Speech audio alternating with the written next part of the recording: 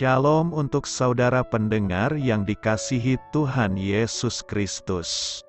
Selamat siang dan salam sejahtera untuk kita semuanya. Selamat datang kembali di renungan siang dan doa siang pada hari ini. Semoga saudara yang terkasih dalam keadaan sehat selalu. Kiranya damai dan sukacita Roh Kudus melimpah di dalam hati dan pikiran saudara saat ini. Sebelum kita mulai renungan pada siang hari ini, marilah kita bersama-sama berdoa. Bapa di kerajaan sorga, terima kasih atas penyertaan yang Engkau berikan kepada saya atas siang hari yang indah ini. Terima kasih telah memberi saya kesempatan untuk selalu dapat bersyukur atas segala pekerjaan yang aku kerjakan. Maka dari itu, saya mohon sertailah selalu diri ini sepanjang hari ini.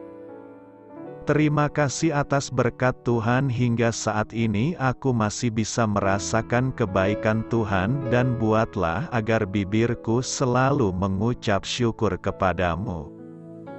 Tuhan Yesus Kristus, terima kasih pada saat ini saya masih bisa bekerja. Tuhan, saat ini saya akan memulai pekerjaan saya. Berkatilah pekerjaan ini dan sertailah sepanjang saya selama bekerja pada hari ini, agar menjadi berkat bagiku, bagi keluargaku dan juga tempat saya bekerja. Berkati seluruhnya di siang hari ini agar berjalan dengan baik dan menjadi berkat untuk kami jalani bersama dengan anak Tuhan yang lainnya. Dalam nama Tuhan Yesus, aku berdoa. Amin. Sahabat saudara rohani, pembacaan ayat emas Alkitab renungan kita siang hari ini. Nats bacaan kita siang hari ini adalah, dalam kesusahanku aku berseru kepada Tuhan, dan Ia menjawab aku. Tertulis di dalam kitab Yunus 2 ayat 2, bacaan kita pada siang ini terambil dari kitab Yunus 1 ayat 1 sampai dengan ayat 17.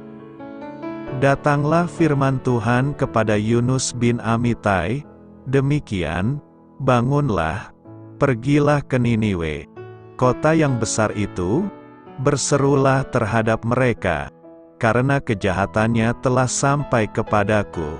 Tetapi Yunus bersiap untuk melarikan diri ke Tarsis, jauh dari hadapan Tuhan. Ia pergi ke Yafo dan mendapat di sana sebuah kapal, yang akan berangkat ke Tarsis.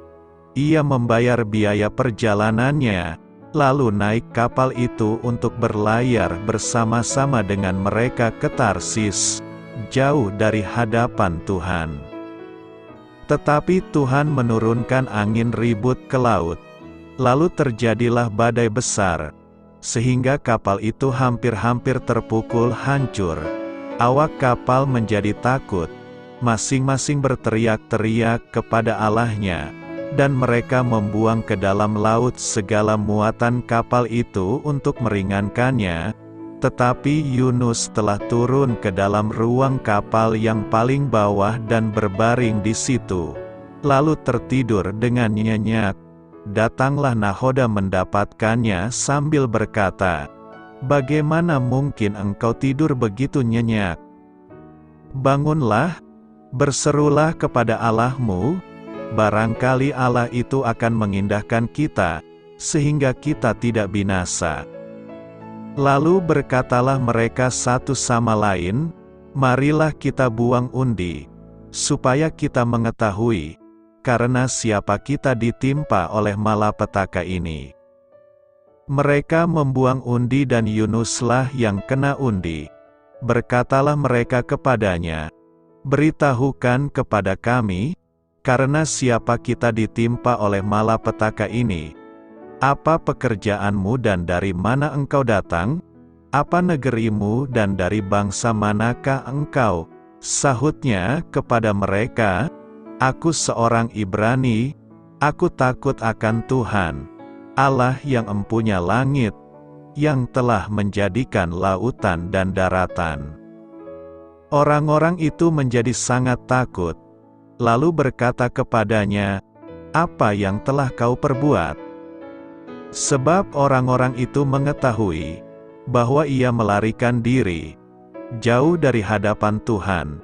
Hal itu telah diberitahukannya kepada mereka. Bertanyalah mereka, "Akan kami apakan engkau, supaya laut menjadi reda dan tidak menyerang kami lagi, sebab laut semakin bergelora?" Sahutnya kepada mereka, "Angkatlah aku, campakkanlah aku ke dalam laut, maka laut akan menjadi reda dan tidak menyerang kamu lagi. Sebab aku tahu bahwa karena akulah badai besar ini menyerang kamu." Lalu berdayunglah orang-orang itu dengan sekuat tenaga untuk membawa kapal itu kembali ke darat. Tetapi mereka tidak sanggup, sebab laut semakin bergelora menyerang mereka. Lalu berserulah mereka kepada Tuhan. Katanya, "Ya Tuhan, janganlah kiranya Engkau biarkan kami binasa karena nyawa orang ini, dan janganlah Engkau tanggungkan kepada kami darah orang yang tidak bersalah. Sebab Engkau, Tuhan, telah berbuat seperti yang Kau kehendaki."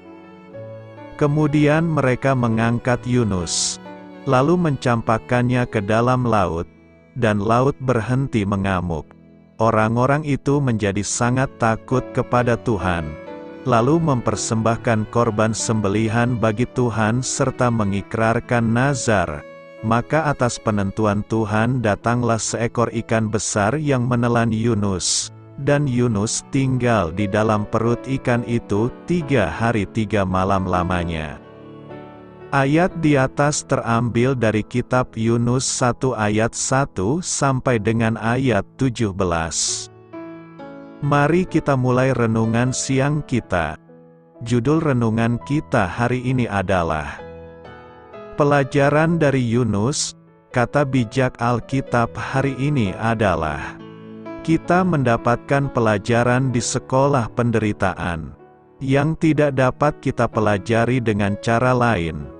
Cerita renungan siang kita hari ini adalah, kisah Yunus adalah salah satu cerita yang paling sering didiskusikan dan sangat menarik di Alkitab.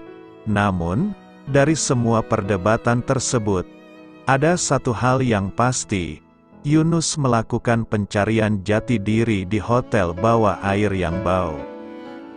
Kita semua tahu bahwa terkadang hidup berjalan dengan tidak baik. Ketika hal itu terjadi, seperti Yunus, kita perlu mengajukan beberapa pertanyaan sukar kepada diri kita sendiri. Apakah ada dosa dalam hidup saya? Karena Yunus terang-terangan tidak taat, Allah harus melakukan sesuatu yang tegas untuk mendapatkan perhatiannya dan memimpinnya agar bertobat. Apa yang dapat saya pelajari dari situasi ini? Orang-orang Niniwe yang jahat adalah musuh umat Allah. Yunus berpikir bahwa mereka seharusnya dihukum dan tak diberi kesempatan kedua. Ia perlu belajar membagikan belas kasih Allah bagi orang-orang yang terhilang. Allah melihat perbuatan mereka itu, yakni bagaimana mereka berbalik dari tingkah lakunya yang jahat. Maka menyesalah Allah karena malapetaka yang telah dirancangkannya terhadap mereka. Dapatkah saya menunjukkan kemuliaan Allah dalam semua ini? Penderitaan kita sering tidak berkaitan dengan diri kita, tetapi berkaitan dengan bagaimana orang-orang melihat kuasa Allah bekerja melalui kelemahan kita. Yunus berada dalam situasi tidak berdaya, tetapi Allah menggunakannya untuk memimpin bangsa yang menyembah berhala itu menuju pertobatan. Lain kali apabila Anda mengalami masalah perut ikan paus, jangan lupa mengajukan pertanyaan sukar tersebut. Semoga Anda menemukan kelepasan di tengah keputusasaan yang Anda hadapi. Kitab Yunus, Penulis kitab Yunus 1 ayat 1 menyatakan Nabi Yunus sebagai penulis kitab ini. Tanggal penulisan kitab Yunus kemungkinan besar dituliskan dalam kurun waktu antara tahun 793 sampai dengan 758 SM. Tujuan penulisan kitab Yunus adakah ketidaktaatan dan kebangkitan rohani menjadi tema kunci pada kitab ini.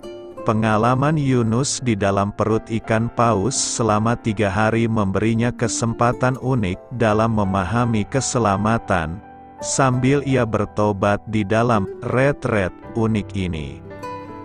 Ketidaktaatannya tidak hanya membawanya kepada kebangkitan rohani secara pribadi, tetapi juga bagi bangsa Niniwe.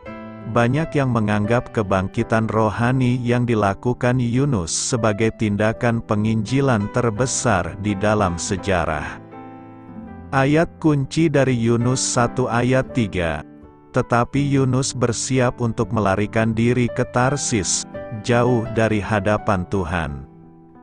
Yunus 1 ayat 17, maka atas penentuan Tuhan datanglah seekor ikan besar yang menelan Yunus dan Yunus tinggal di dalam perut ikan itu 3 hari 3 malam lamanya. Yunus 2 ayat 2, dalam kesusahanku aku berseru kepada Tuhan, dan Ia menjawab aku. Dari tengah-tengah dunia orang mati aku berteriak, dan Kau dengarkan suaraku. Yunus 3 ayat 10, ketika Allah melihat perbuatan mereka itu, yakni bagaimana mereka berbalik dari tingkah lakunya yang jahat, maka menyesallah Allah karena malapetaka yang telah dirancangkannya terhadap mereka, dan Ia pun tidak jadi melakukannya.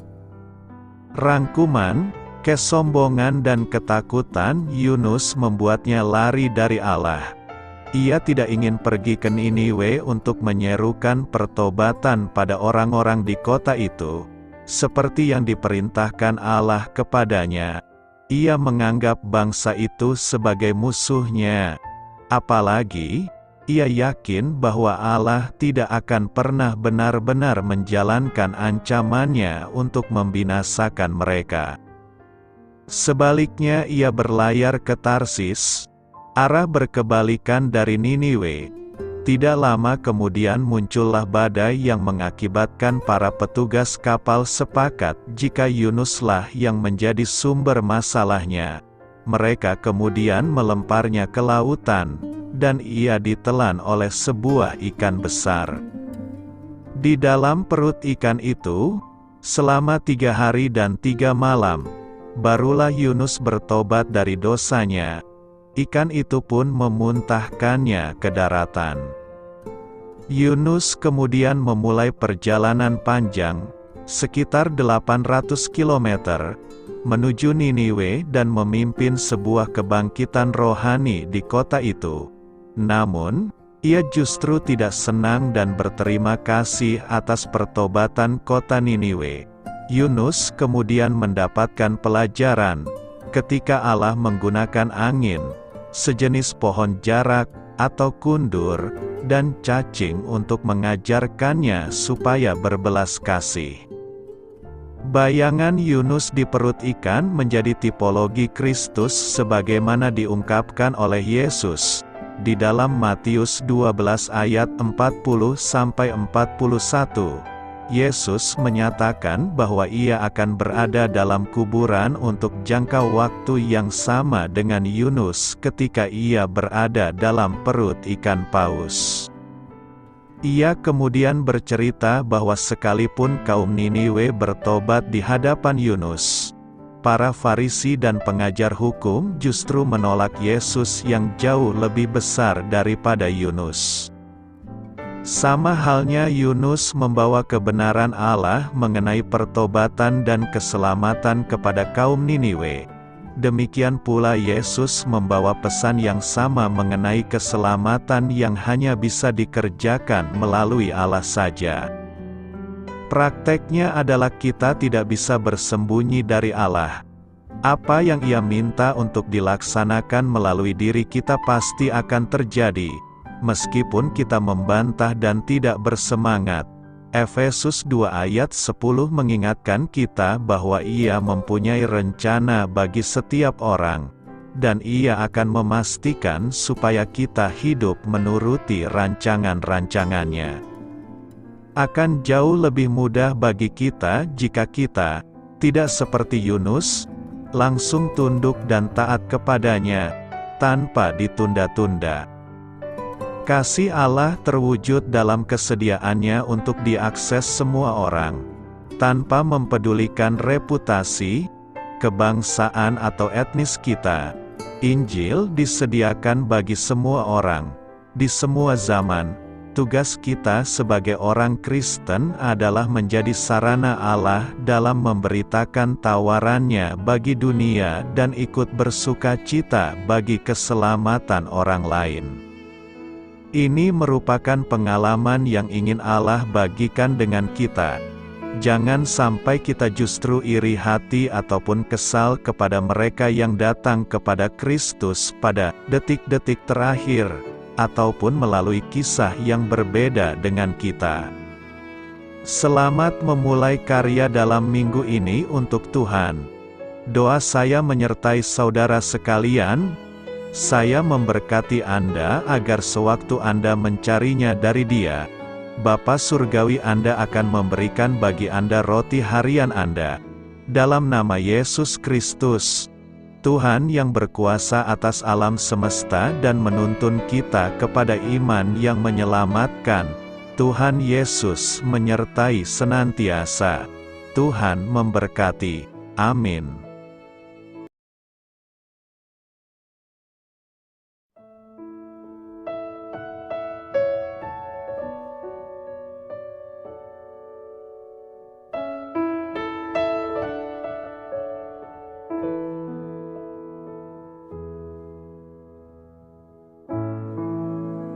Demikianlah renungan firman Tuhan pada siang hari ini.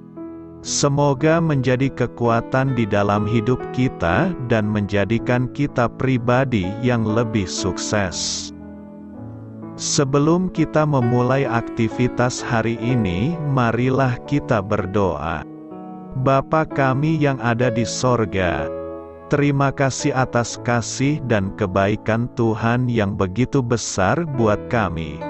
Tuntunlah perbuatanku agar di sepanjang hari ini saya bisa bekerja sebaik-baiknya, tidak pernah jemu menolong sesama, selalu ramah dan tahu terima kasih, menghayati iman dan mengamalkannya dengan sekuat tenagaku. Semua ini saya sampaikan kepadamu, dengan pengantaraan Kristus, Tuhan kami.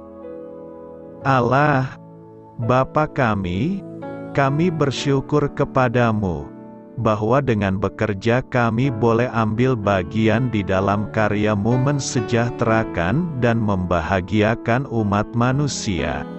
Kami mohon bimbingan-Mu dalam melaksanakan pekerjaan kami hari ini.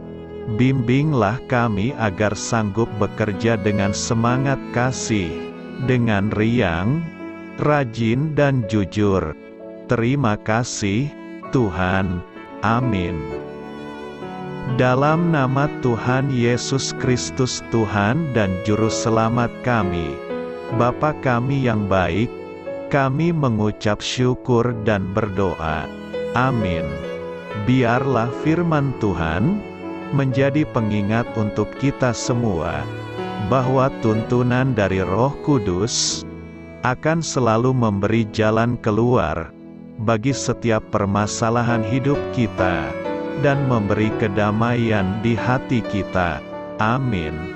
Sampai jumpa di renungan siang saudara rohani berikutnya. Shalom.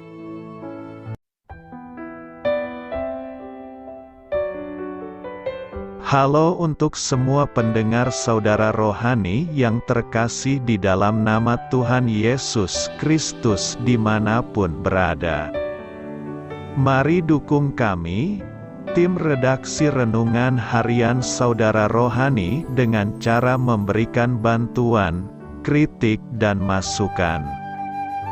Saudara dapat memberikan masukan melalui kolom komentar di bawah atau mengirim kepada kami langsung melalui email yang tertera di layar Anda, saudararohani@gmail.com. Jika saudara terberkati melalui renungan ini, saudara dapat mendoakan kami dan memberikan bantuan lainnya dengan mengirim email kepada kami. Saya berdoa agar saudara sekalian bahagia dan sehat selalu. Amin.